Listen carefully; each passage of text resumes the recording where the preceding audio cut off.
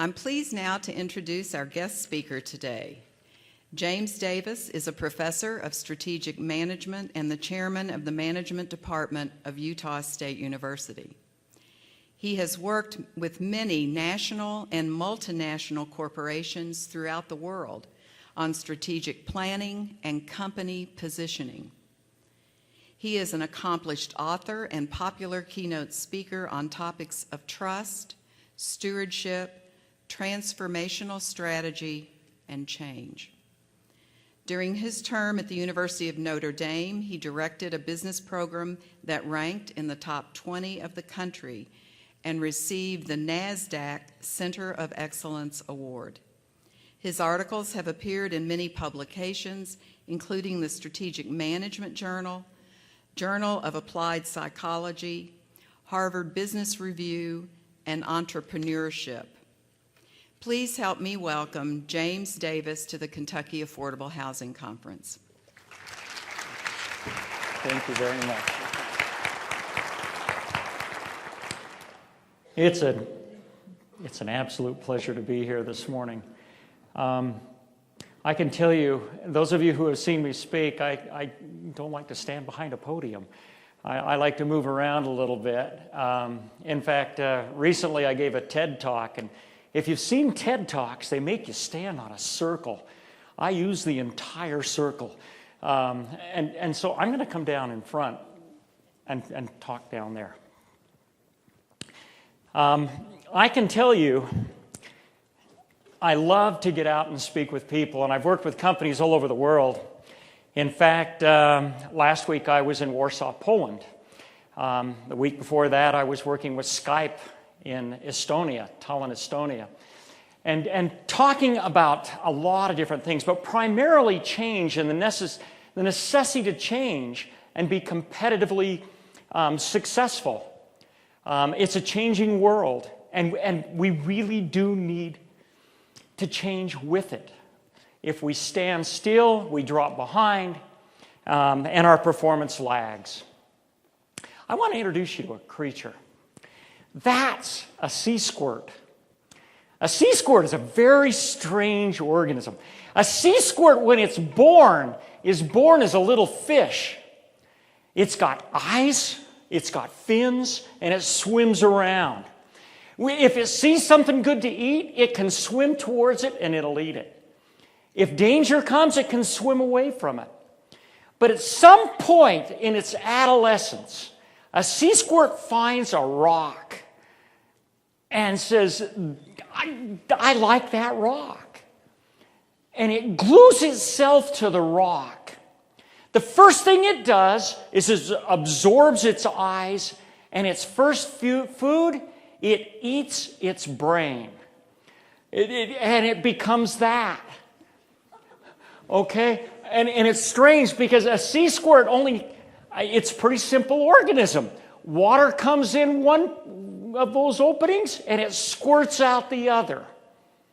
And from that point on, it becomes a creature in its environment. If food comes in, it eats. If food is not around, it suffers. If danger comes, it's stuck to the rock. It can't go anywhere.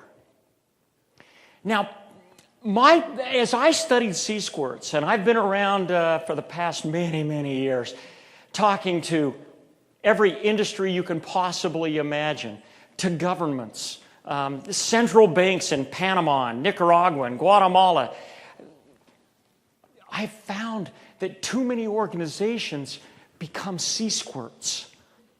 Too many organizations have become sea squirts. When they're young, they're vibrant, and they're excited, and they move around, and they grow, and they develop. But at some point, they sit on a rock, they become complacent, they stop their innovation, their change, their entrepreneurial thinking, and they become complacent. Too many organizations become sea squirts. They eat their brains. Try this. Let me share a couple examples with you. Kodak. How many of you used have at some time in your life used Kodak film? Ah, great. How many of you have bought Kodak film in the last year? You have killed Kodak. No. The bottom line is Kodak. Eastman Kodak defined taking pictures. They came up with film. They revolutionized the industry and changed the way we make images. They led the world. It was the thought leader when it comes to taking pictures. You couldn't take pictures without saying Kodak. And in fact, many people, when they went and bought film, they says, I need Kodak. I don't want film, I want Kodak. The industry changed. Are you aware that Kodak was one of the first companies to come up with digital imaging? Can you imagine the lab, the research and development, somebody inside of Kodak comes up with digital imaging and goes to the board and says, I've just discovered digital imaging. And the board says, quick, hide it. Bury it as deep and dark as you possibly can. Because what that will do is it will take the place of the film that we make. We can't afford that change. And they tried to bury it. They tried to suppress it. They couldn't suppress it. Other companies came out with digital imaging. Kodak tried to come out with it, but way, way late. Way, way late. And as a result, the very existence of this company, because of their resistance to change, their resistance to transform, it's putting this company out of business. Try this one. Blockbuster. How many of you have rented from Blockbuster? You check this out, everybody. How many of you have rented for Blockbuster in the last 6 months? And this is strange because when I go to different places in the world, when you go to some smaller Latin American countries, they'll actually be hands because they still have Blockbuster. The last Blockbuster I saw was in Amsterdam. And I was on a bus. And I was going down the street and I looked out the window and there was a Blockbuster. And I hollered to the bus driver, stop the bus. Because I had to take a picture of Blockbuster. And finally I got the bus driver to stop, and he stopped, and I hopped out of the bus and walked across the street, was taking a picture, and some guy came up and just accosted me for taking the picture. The thing I hadn't seen was there was a sex shop right next to the Blockbuster, and he thought I was taking pictures of the women in the window. I was taking a picture of Blockbuster, and that was weird. But And so on one side of Blockbuster, they were selling pot, and on the other side, they were selling women in windows. And frankly, I walked into Blockbuster. I walked across, and I said, how's business? And I was the only one in the store, and a bunch of videos, and DVDs, and well, not good. I said, I see businesses on either side. Yeah, they're big business. They're big business. I says, what are you going to do? They said, we're going to diversify. We're bringing in pot and women. we're going to say, the bottom line is Blockbuster. Blockbuster. When you thought about renting videos, it was Blockbuster. And they were everywhere. They were brick and mortar. They were stores that you walked into. Blockbuster had strategic alliances with the movie producers. They got the movies first, and that was the strategic alliance they had. They had phenomenal alliances. They had a brand that everybody knew. And it's amazing. When we got to the internet and video on demand over the internet, all of a sudden, Blockbuster said, we can't go there because we have the brick and mortar stuff. That's not our model. And they resisted the change. They resisted. And when Redbox came in, did you hear what Blockbuster did? They created something called Blue Box. How many of you have rented a movie from Blue Box? See, you've killed Blockbuster. They were late. They tried to respond. They were late. And now, the only place you find Blockbuster is in really small countries, small towns, and Amsterdam, but don't take pictures. The bottom line is that in nature we see animals that transform. That's a chameleon. Will transform its colors to match its surroundings. And they do so successfully. And it helps them survive. But are all transformations good? Simply changing is not enough. One of my favorite cartoons is Calvin and Hobbes. You step into the chamber, set the appropriate dials, and it turns you into whatever you'd like to be. Okay? So he steps in, and Hobbes turns him into a chicken. You were supposed to turn me into a pterodactyl, you nincompoop, and change him into a lizard. Try again, you lunkhead. So, but we have organizations that want to change. They see the need to change, but they don't change smart. So I'm standing up here saying, change, change, change, but it's not just changing. You want to see a company that did change and didn't change smart? Try this one, JCPenney. JCPenney is an older store, it's retail, and they saw the need to change. They were stagnant sales. The same core customers, typically grandma's buying pajamas for their grandkids. That was their target customer. People that like coupons, that was their target customer. That was their customer. And they said, we've got to revitalize and change JCPenney. And so what they did was they say, we need new leadership. And they hired the gentleman that was a CEO over Apple stores to sell Apple computers. And Apple stores at that time had the highest sales per square foot of any other retailer in the world. Per square foot. The largest is Walmart, but per square foot, it's Apple. And so they hired that guy and says, do that to us. Do that to us. So he said, okay, I'll do that. And he came in. And I'm not going to show you all of it, but let me show you, if I can move forward real quick. There. Hit the video, if you will. This is the plan.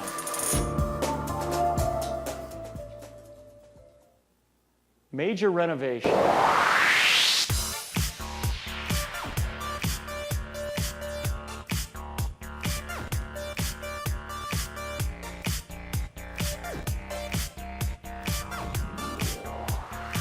We're totally transforming JCPenney into a specialty department store, which will be a collection of shops. So we introduced the shops in August. We've started with our 700 stores, and we've also gone back through the stores and just represented the merchandise that we already had to make it look different and new and fresher for the customer.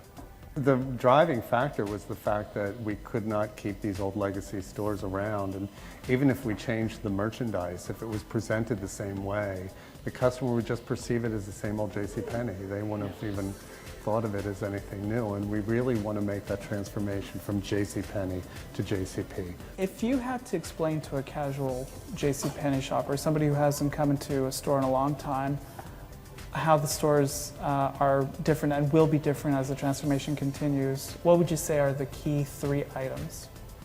Easier to shop, happier, and better presentation of value.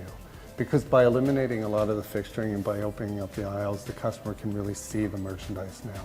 So they can see the value that they're getting. Before, they had to hunt for the value. And that's why I think there were so many signs before. You couldn't figure it out.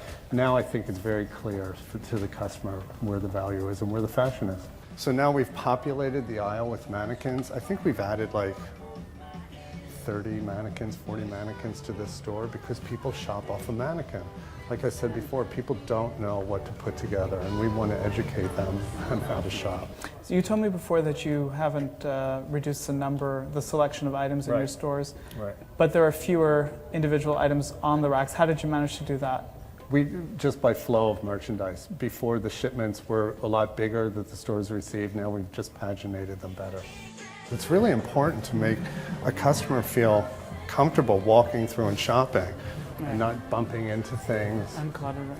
There's a whole legacy of JCPenney. I mean, if you ask anyone that you know about JCPenney, most everyone knows somebody who worked there. I have to tell you, on Black Friday, I spoke with a lot of shoppers. And there's people who are very loyal to what the chain has been. Right. So how do you do all this without scaring off, that 50-year-old woman I spoke to who loves the chain? Is it a question of she just needs to get used to it? It's just timing. I mean, Yeah. people are reluctant to change.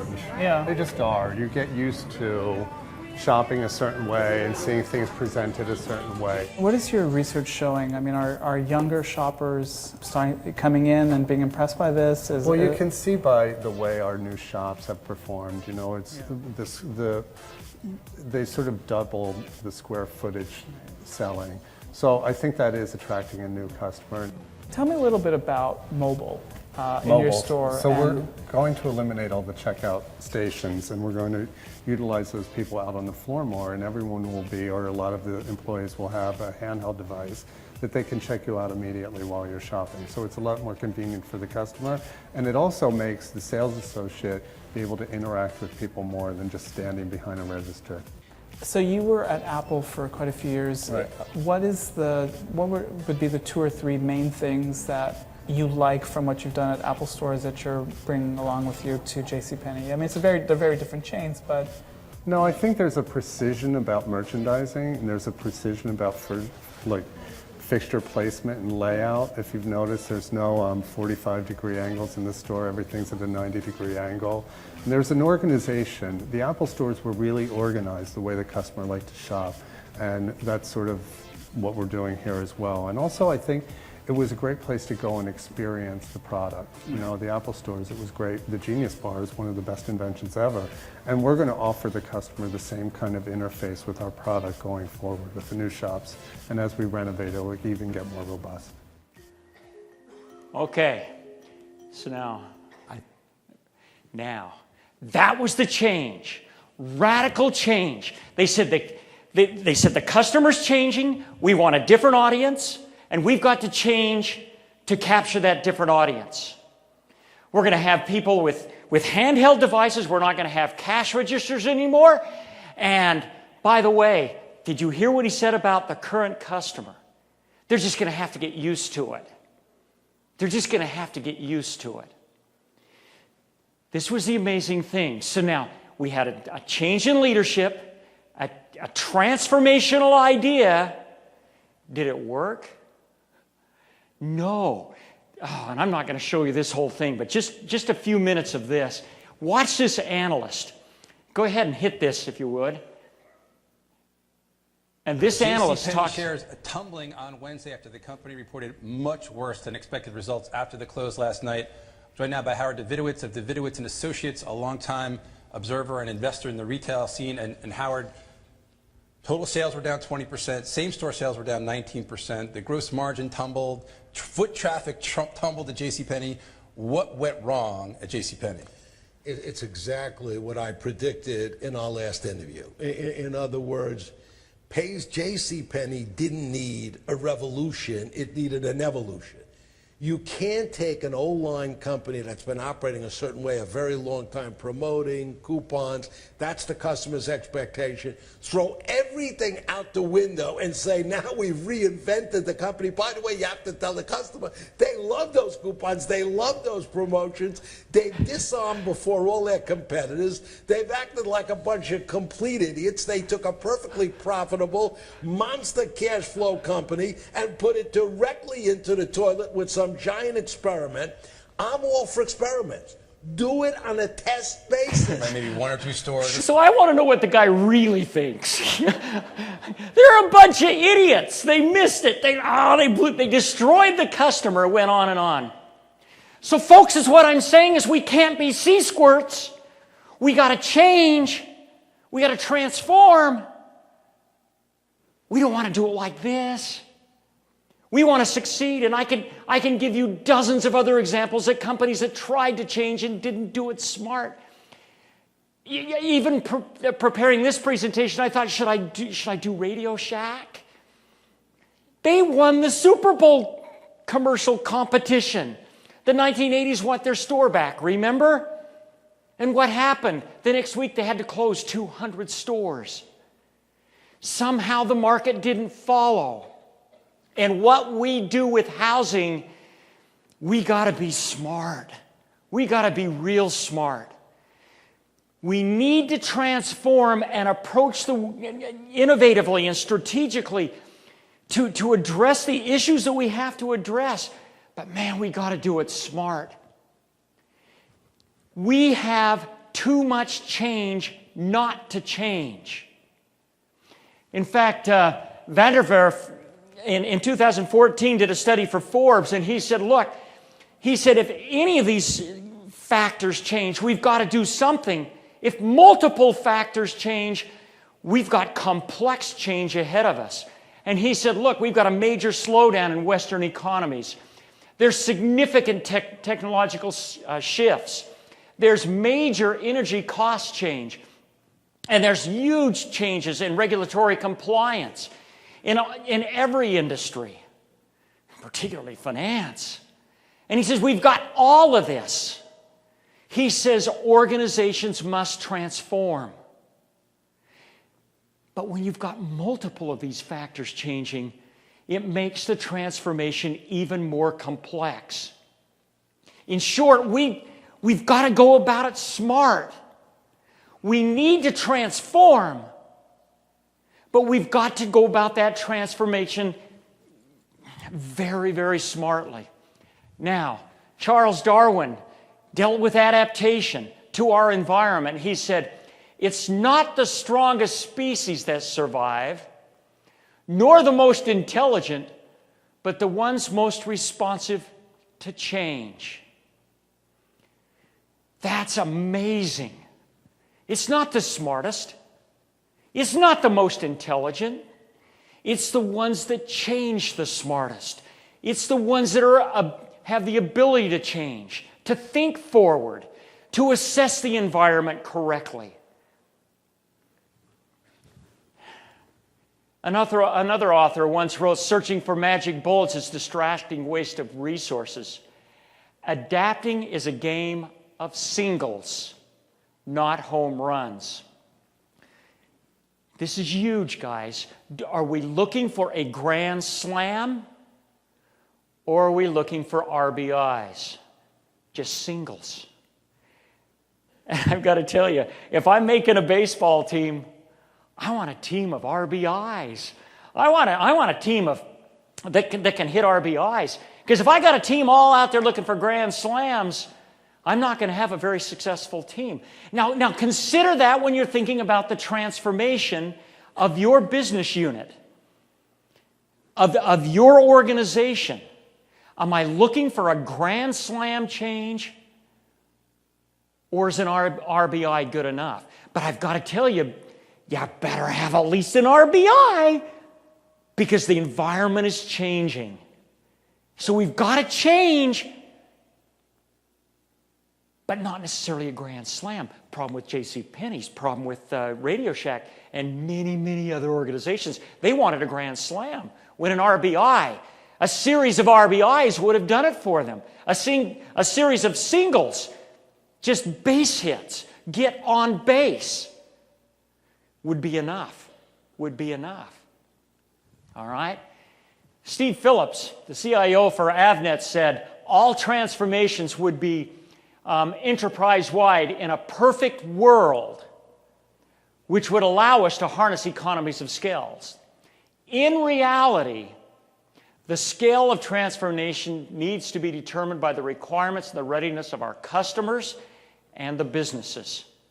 And what I love about working with housing, and I've worked with housing from Jamaica to South Africa and all over the United States, when we're dealing with housing, we're dealing with partnerships. Not one of us does this alone. And I love working in conferences like this, because we have builders here, we have bankers here, we have HUD here, we're all here. We can't move faster than our partners are willing to move. We've got to do it together. He's right. I mean, if there's a national calamity, a statewide calamity of some sort, yeah, it can be enterprise-wide. but mostly we're talking about what we're able to do together. What we're able to do together. Singles. But move. Don't be a C-squirt. You've got to move. But singles. If you're able to do a grand slam, that happens every once in a while. Heck yeah, do a grand slam. But at least transform, move. Transform and move. All right? This is not, there we go. Birkinshaw is a professor at the London Business School, and she says occasionally a genuine disruptive technology such as digital imaging comes along and wipes out an entire industry. But usually the sources of failure are prosaic and avoidable. A failure to implement technologies that have already been developed is a failure. An arrogant disregard for changing customer demands is a failure. A complacent attitude towards new competitors is a failure. Johnson & Johnson. Are you aware that Johnson & Johnson came up with the heart stent? When arteries get clogged in the heart, they have this stent, and they don't have to crack the chest open. They could go up through a vein and pop the artery open. It was a revolutionary discovery. And for 2 years, they owned the industry, and it was a billion-dollar industry. The customer wanted something a little different, and Johnson & Johnson said, no, we're not going to change. We're good enough. Take it or leave it. That's not what the competitors said. The competitors gave the customer exactly what they wanted. Johnson & Johnson owned the market, and they lost the market in 2 years. We've got to be responsive to the customer. We've got to be responsive to technological change. Our industry is changing.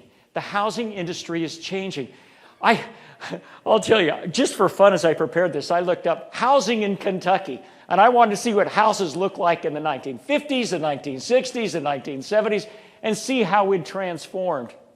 And it's amazing. It is amazing. If we tried to build the same house that we built in the 1980s, our customer would not be happy. They expect something different from the housing, a different level of energy efficiency, a different level of technology, a different level of connectedness than they expected.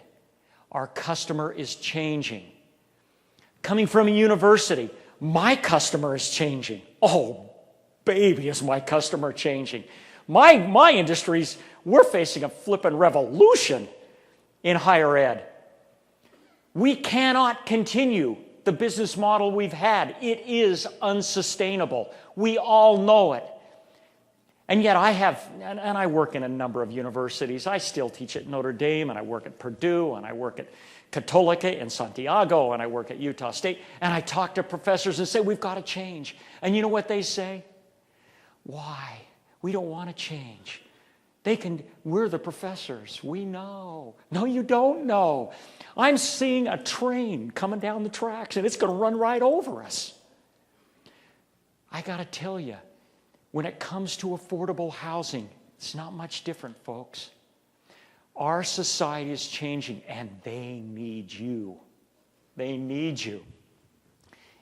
I took a look at prime interest rates over time, and it's all of a sudden, here we are, and we're looking a whole lot like the 1940s. Is it going to stay this way? Boy, I'll tell you. I sit there and look at it and think, can it stay this way? Without inflation, and we're starting to see inflation. I think we're going to see change.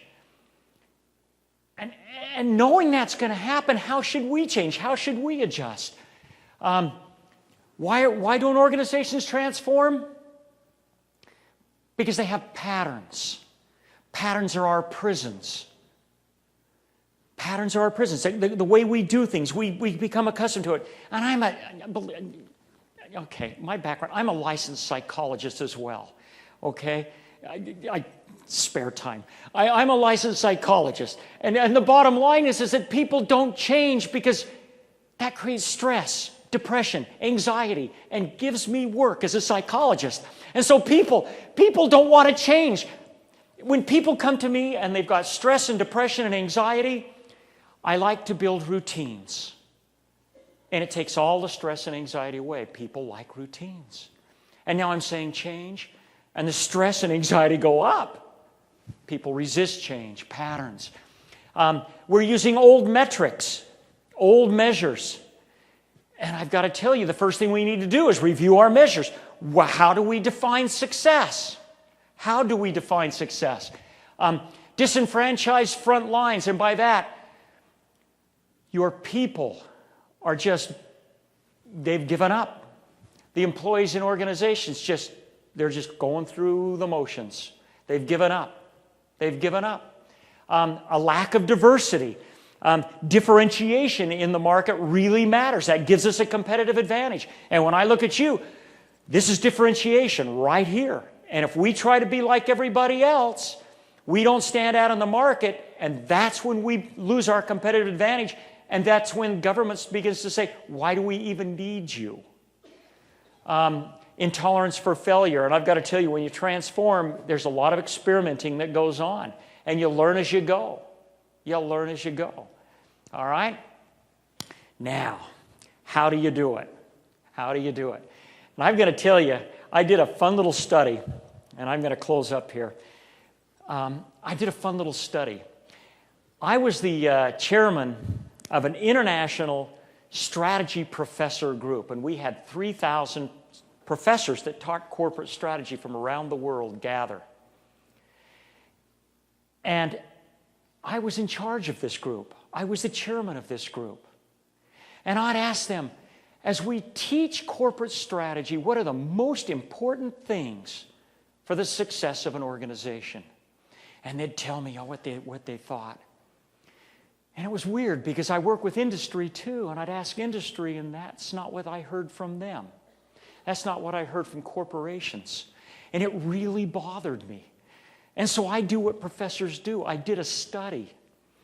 And so I collected 90 concepts of corporate strategy, and I sent it out to these strategy professors. On a scale of 1 to 10, how important is it for the success of the organization? I sent the same measures out to CEOs and boards of directors. What are the most important measures for corporate strategy? I got the results back. And there were significant differences between what we teach in strategy classes and what executives know about strategy. Let me tell you what I found in my research. From my research, 3 factors drive the success of an organization and drive the change. The first one is vision. The most important thing we can do is to have a vision for the future. We need to have a vision, and that's different than mission. In fact, Collins and Porras, in their article called Vision, a big, hairy, audacious goal. A big, hairy, audacious goal. It's what you want your future to be like 10 years from now.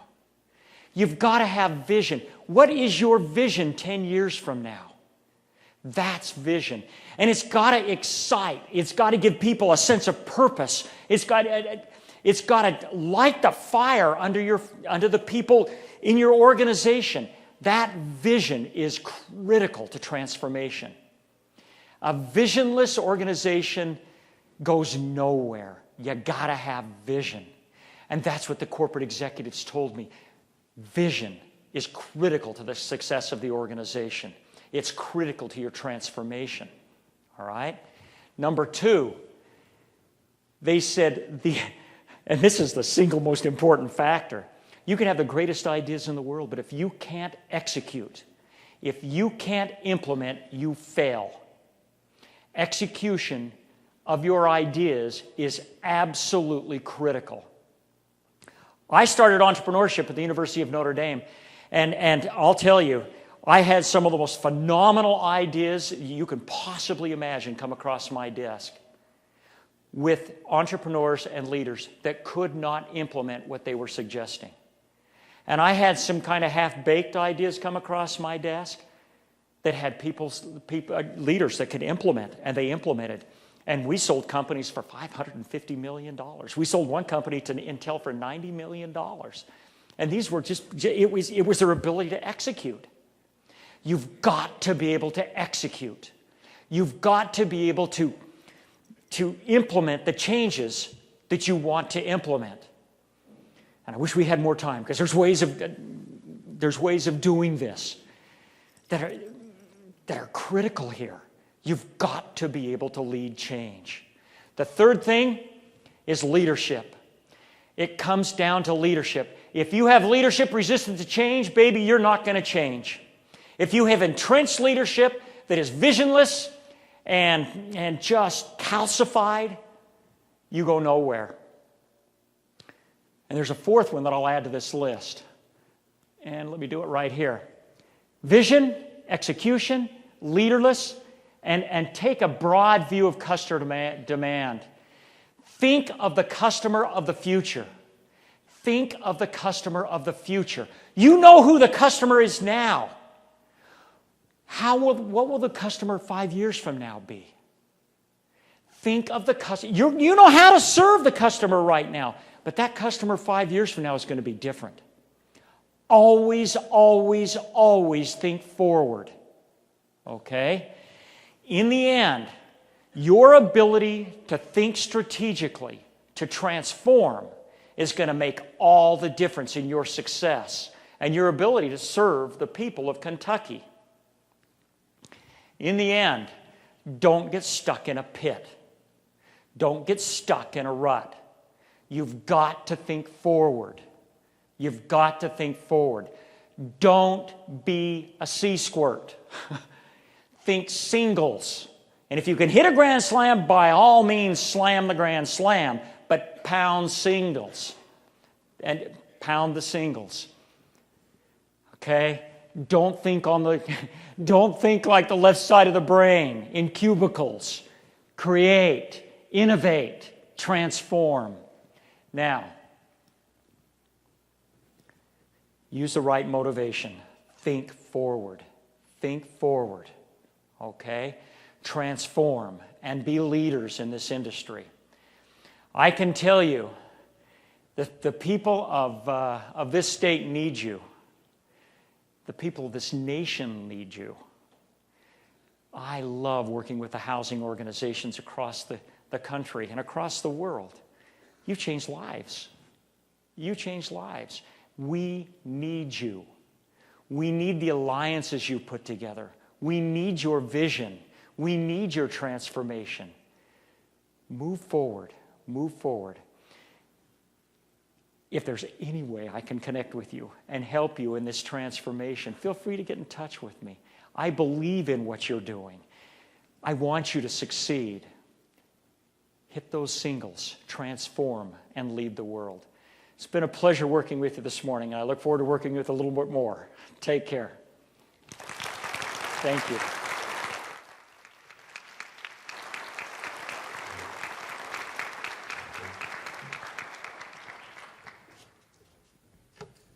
Thank you so much, James.